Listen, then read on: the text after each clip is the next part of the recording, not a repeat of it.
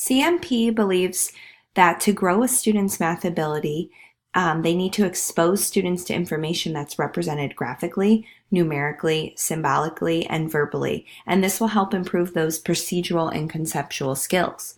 Now, if you look at the picture in the top left corner, this is how I was showing that the students will take their number line that they are familiar with, and then they can build on it to create something new, which is now the negative integers.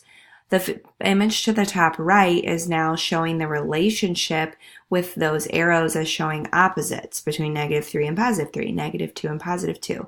So just that visual representation of showing the connection, students can pick up on this new material.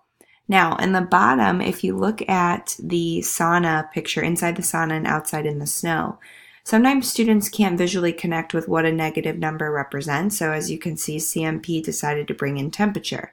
So students can see, okay, 120 degrees and -20 degrees, where that number line comes into play in the real world.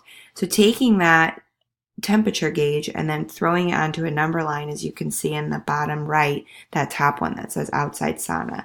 So taking one thing that is more something they can connect with the real world and putting it into a mathematical representation, that is how they'll be able to understand this content. And then the bottom right hand corner was from a different section in Investigation 1, where it was talking more about looking at the change. So by showing with that variable n how far apart those numbers are. So just these different representations help students to connect with this material.